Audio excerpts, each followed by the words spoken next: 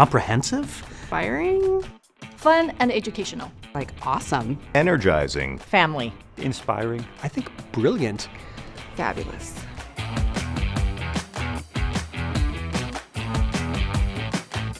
I've been coming here since the very first one. It's like coming home. It just feels like this amazing content family. It's great to step out from the day-to-day, be with our people. There are brilliant speakers and fantastic takeaways. Everybody leaves this event with pages and notes and things they can go apply right away. You're going to get a wide scope of opportunities, from something like new creative tactics to develop content to how to use AI. It's the most inspirational and educational conference that I've ever attended.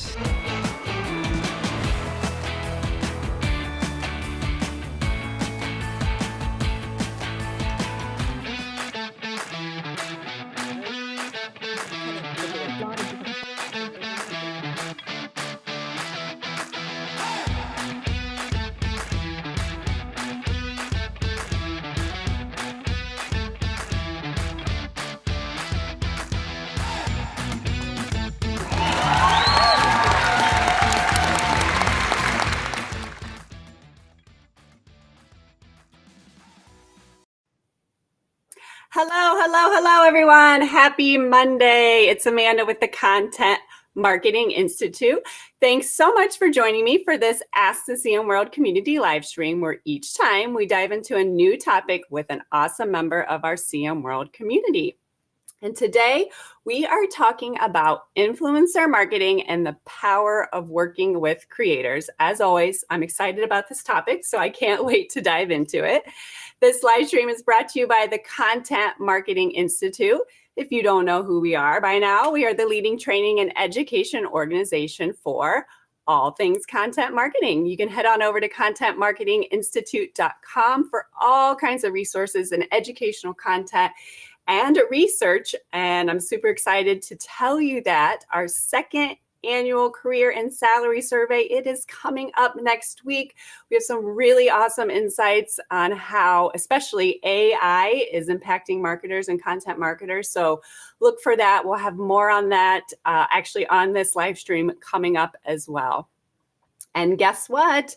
We're getting close to our signature event, Content Marketing World. It's September 26th and 28th in Washington, D.C. So for the next few weeks, right here on this live stream, we will be talking to our speakers from CM World as we gear up for the concert. So if you want conference, not concert. If you want to know more, you can head on over to the website, contentmarketingworld.com. And I forgot to mention last week, we had such exciting news that actress Elizabeth Banks will be our celebrity keynote at the event. So we're super excited about that.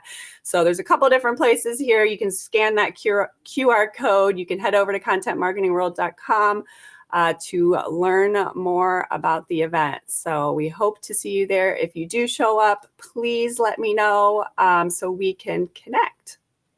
All right, as always, as you join me today, please give me a virtual wave, say hello, let me know where you're joining us from. If you have any questions or comments, please drop them in this comment section below. As always, it makes for a more engaging live stream when we hear from all of you. So let's get the ball rolling here by asking the question of the day. Are you by chance working with influencers in your marketing campaigns? How is it going? And if you aren't, what's sort of holding you back? What sort of questions or challenges are you facing? But you might really want to start it. So today, we will hopefully have some tips for you. And this session today is based on a Content Marketing World session. Are you new to influencer marketing and don't quite know where to start? Maybe you've done creator partnerships in the past, but you still need to prove that dreaded ROI, right? Or maybe you need to navigate new trends. In an ever-changing landscape, influencer marketing can often be confusing and challenging to both novices and veterans. So today we hopefully have some tips for you. And joining me today, I just met her. She's very lovely. Jennifer Harmon is a consultant with Convince and Convert and a content creator. She has over 18 years of award-winning content marketing experience working with some of the world's most recognizable brands like Disney, Parks and Resorts, Coke Zero, Old Navy, and Toyota. Hello, Jennifer. Thank you so much for joining me today. Hi, Amanda. Hi, everyone joining. I'm so glad to be here. Awesome. I'm a little tongue-tied today for some reason as I'm going through. So, but thank you for joining us. And You're thank doing you great. everyone who is joining us from out there. We have Brooke from California, Corey from Florida, someone from San Antonio, Jose from Puerto Rico. We have someone from Colombia, Nigeria as well. Brooke has answered our question of the day. She says, what's holding me back is figuring out how to find them, how to vet them, what's the right quality and fit for our client. All great questions, which hopefully we'll get to today. Here's another one. Sorry, your name doesn't pop up here, but it says, I want to turn my boss into an influencer and don't know how to do it. That is holding me back. It's another good question. So, and hello, Noor from Lebanon. All right, Jennifer. So for someone watching right now who isn't currently working with or considering working with an influencer or a creator, what would you say to them to convince them that it's a good idea, and how can it be beneficial to their marketing? Yeah, absolutely. I think influencer marketing has become really polarizing. You either love it or you hate it or you're scared of it. That always surprises me because it's really in your hands. If you give yourself the time and the preparation, it can be really powerful. So I would say the three things that are really beneficial if you're thinking about wanting to try influencer marketing, as far as why it's kind of worth your time. It's relevant, right? So many of us, we're not in that world even 5-10 years ago where people are watching traditional media as much as they are just scrolling on phones. Or we've all done this, right? You're watching something on Netflix, but you're also watching something on your scroll. So it's relevant because you're meeting your consumer where they are. If they're spending all of that time on their screen, you want an influencer marketing ad or sponsorship to pop up instead of a traditional commercial. Because if you're, spending that time on Instagram or scrolling, a traditional, super polished and produced spot's really going to stand out in a bad way versus someone talking really highly of your product in that space. It's also really authentic. So if you have people telling others about your product or your experience or whatever it is that you're working on, it's a lot more authentic to have somebody else delivering the product points and how they work in their own life, especially to their followers who are following them for a reason, than it is for you to convince someone like my product is amazing because of these three things. If they put those three things in their own words, it's really more natural and something you might be more, it's stop worthy. And then it's also credible, right? If someone, again, is following someone for a reason, sometimes you've been a fan of the same blogger or Instagrammer for over a decade. Anything they say is like, okay, well, maybe I'll give that a try. It's credible to have someone vouching for your product in the right way. Then it might be, again, having a really slick professional ad. There's a space for that too. But influencer marketing, that's really where it can come in. I'm sure you have as well. Like, I buy things or look at products or services based on influencers that I follow and that I trust.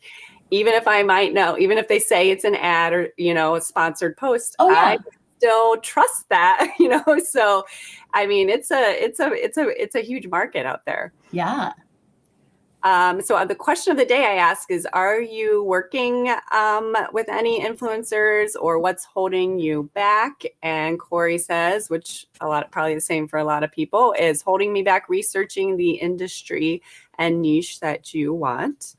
All right, so you've convinced them, Jennifer, they're on board. They want to start an influencer marketing campaign. So as many have asked, how do you identify the right creator to work with? What sort of questions should you be asking to see if they're the right fit? Any red flags we should be looking out for? Absolutely. Yeah, I'm glad this question already came up from a couple of you as well. don't be overwhelmed or intimidated. If you're just starting out in influencer marketing, my number one tip is to start with your own followers. Your own followers, or the people that you're noticing are tagging you or using maybe a hashtag that you have for your brand or campaign. A great way to start out is to use people that already know you. They're already following you, they're vouching for you, they very clearly are loyal and knowledgeable about your product. So start there, right? You can just look at your followers or the notifications of people talking about you. If that's you're not finding anyone, or it's not enough, I would always just look within your industry. Start looking at hashtags that come to mind for your product or industry or niche, and look at who rises to the top, who's talking about it, who seems to be great, tech savvy on camera, is articulate, and reach out to them. But you do want to make sure that they are following you before you do influencer marketing campaigns. It's very apparent when it's a transaction or something that the person really doesn't know what they're talking about. And you're like, this person isn't even following the brand. So ask them if they use their product, if they use your product, for how long.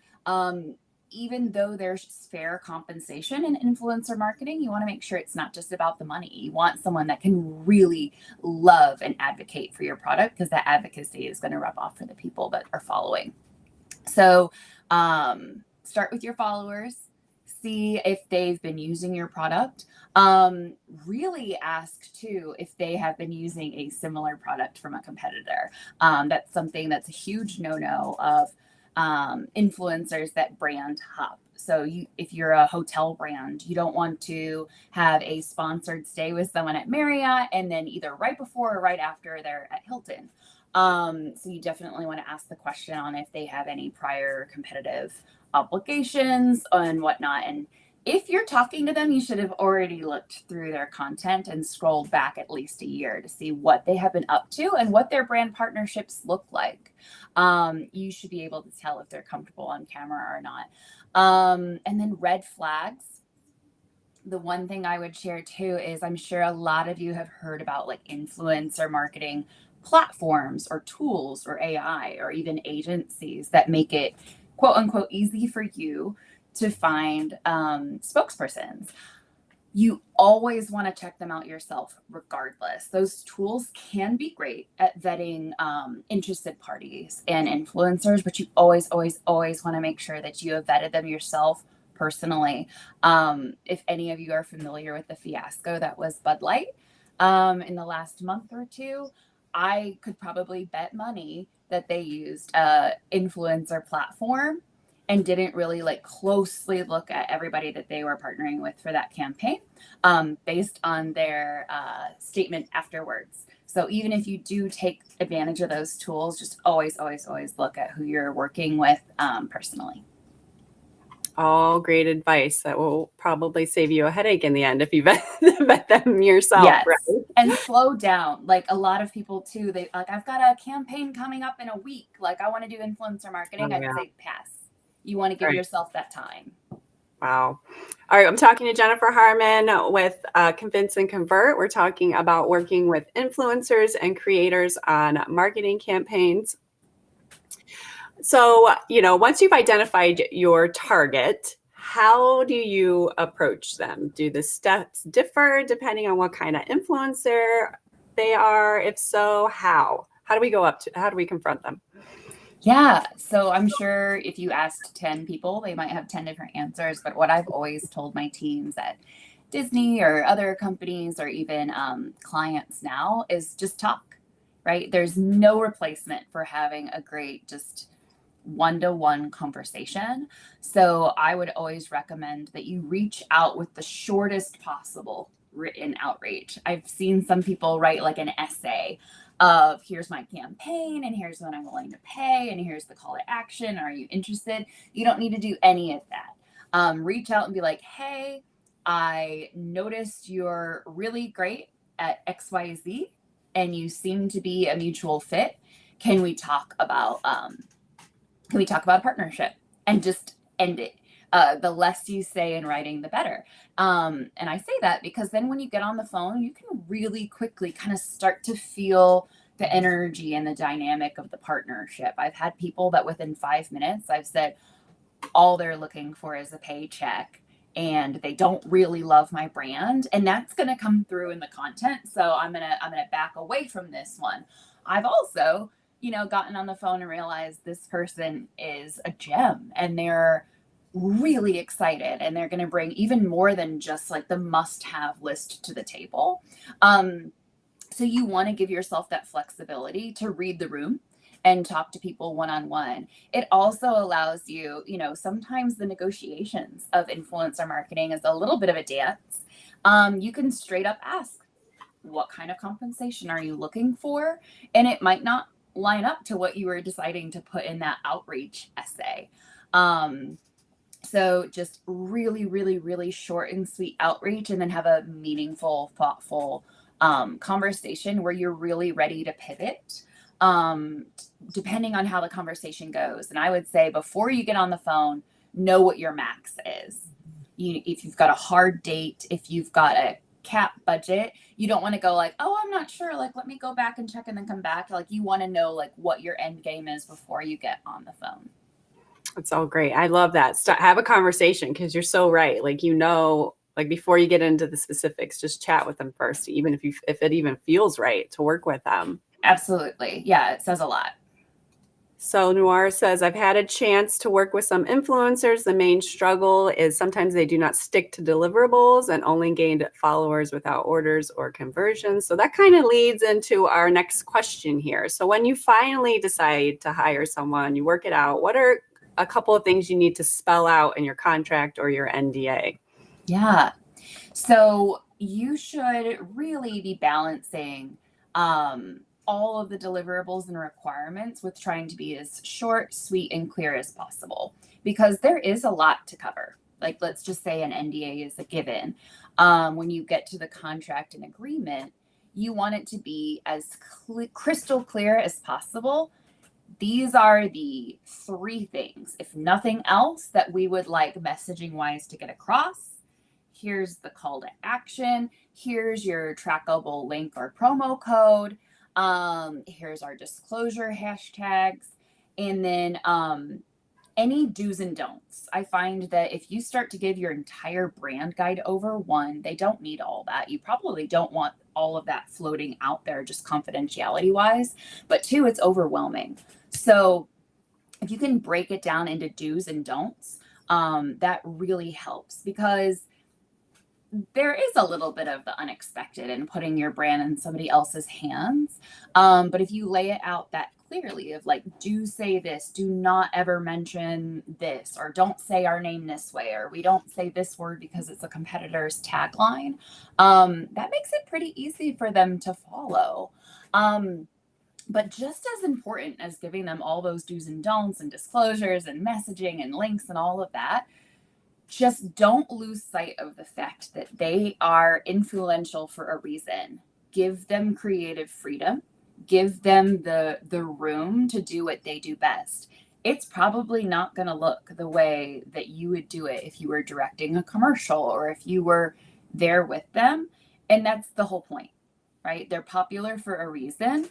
And if it becomes too scripted, we've all seen those, right? If someone that's usually so off the cuff and natural and fun to follow, all of a sudden they're like, I am selling this water and it's and they're looking at something like it's you can tell when it's too scripted and it's not natural and authentic, and that goes against all of the benefits. So I would say if it's more than like a page and a half, it's probably too long. But really important that you also have the disclosures too, because a lot of times influencers forget, like, oh, it's like a kind of against the law to not say this is sponsored. So yeah. All great stuff. And yes, that authenticity is so important. That's the whole reason I'm assuming you hired them. So yes.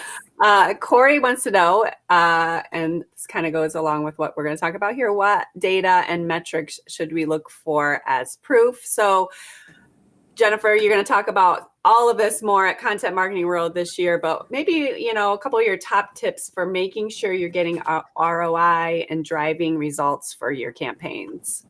Sure. Yeah. That's like the big question, right? A lot of times people don't even try to do influencer marketing because they know they're not going to be able to say XYZ to their executive team or leaders or financial teams. So I would say if you don't have your ducks in a row, don't go live yet. You want to make sure you've got something like a trackable link. It's really easy to sign up for something like Bitly, where you can put a really long trackable URL into like a teeny bite-sized URL. If you have some kind of product or promotion code, that would be great to have one that's unique. So for example, if I was the influencer, I'd say, hey, use Jennifer 15 to get 15% off instead of just water brand 15% off, because then you're never going to be able to answer the question without the link and the promo code. How many people considered us, right? How much traffic or awareness did we drive? And then how many people did we actually convert? And that's where the promo code or even a really, end-to-end UTM link would come in handy. But you're going to want to be able to tell people three things at the end of the campaign. Did people like, engage, comment on the influencer side, right? How much exposure did they gain you that you wouldn't have gotten those eyeballs before? How many people clicked on the link and how many people converted with a promo code?